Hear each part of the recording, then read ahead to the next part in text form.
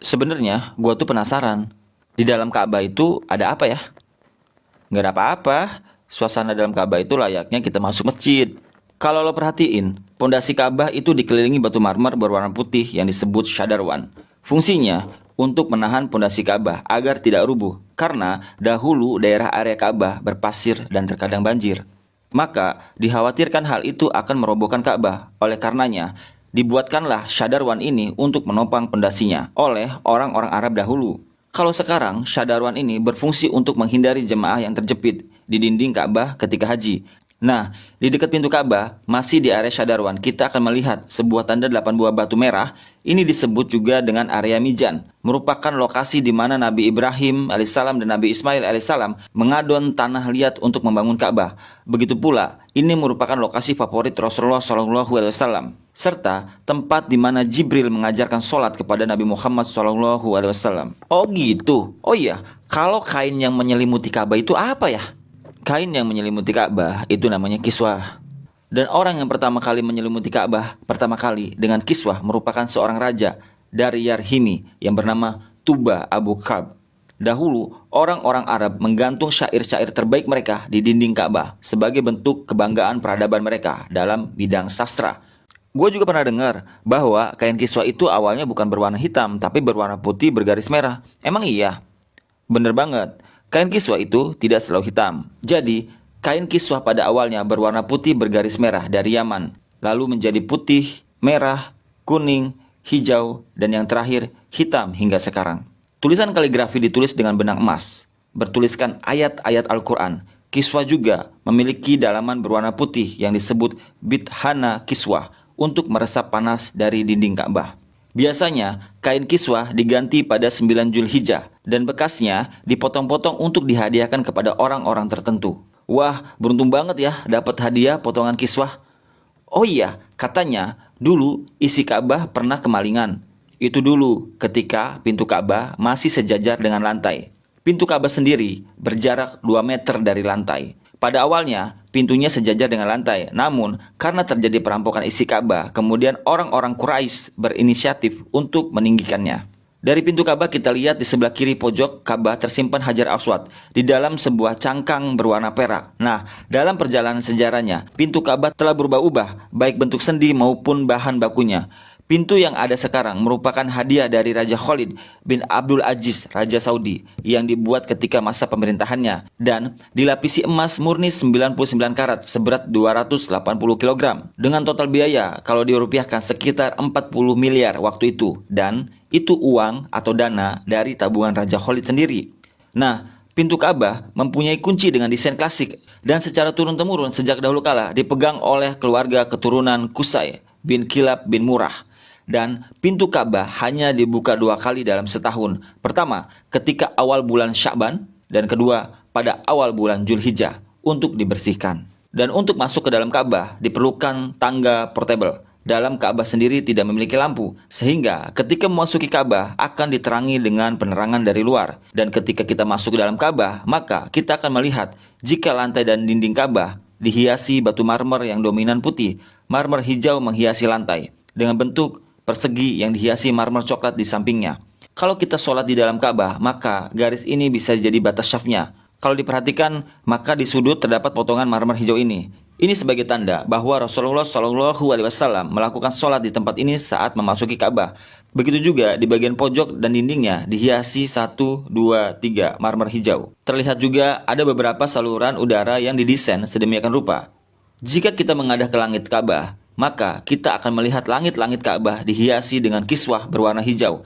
Jika diperhatikan, maka terdapat tulisan Ya Mannan, yang artinya Maha Pemberi. Kemudian di bawahnya, sebelah kanan, bertuliskan Ya Dal Jalali, yang artinya yang memiliki keagungan. Lalu di sampingnya bertuliskan Wal Ikrami, yang artinya yang memiliki kemuliaan.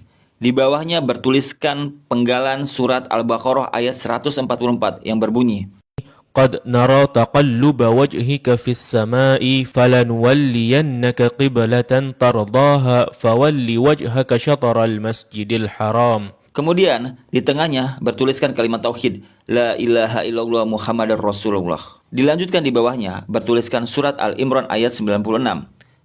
Inna awwala baitin wudi'a linnasi lalladhi bibakkata mubarakan wa hudan lil alamin.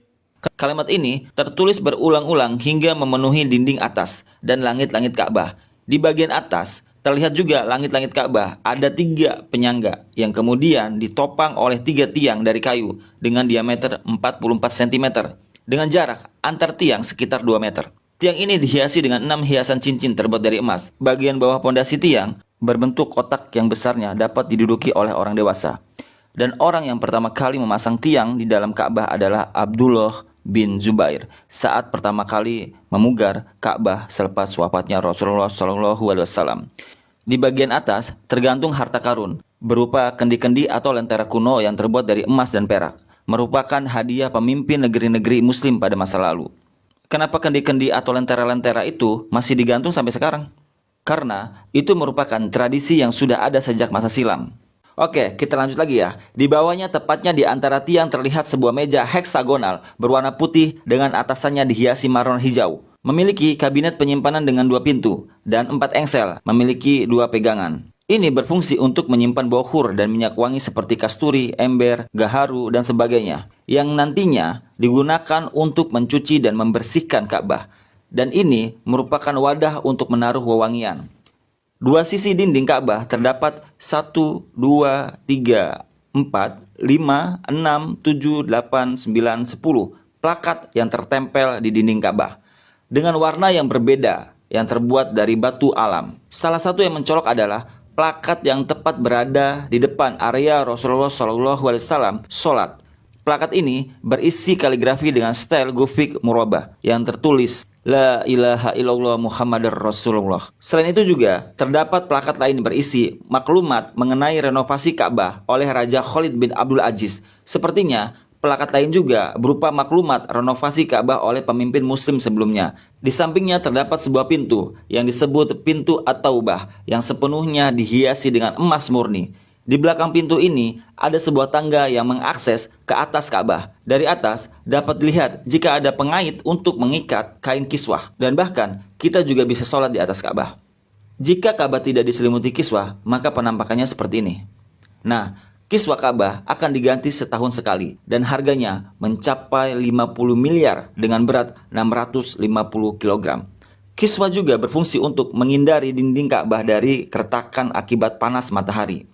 Nah, itulah gambaran dari Ka'bah dan apa-apa saja yang ada di dalam Ka'bah. Wah, makasih banget ya, informasinya daging semua. Jadi, gua nggak penasaran lagi deh sekarang.